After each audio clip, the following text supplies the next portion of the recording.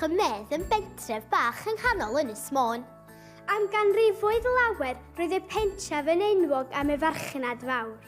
Un o'r adeiladau mwyaf crand ger Llanfair Chymedd yw Neuadd Tres Gawen. Adeiladwyd y platu dros ganrif yn ôl ac mae nawr yn westy. Enw ein carol ni yw Anrhegion Nadolig. Mwynhewch!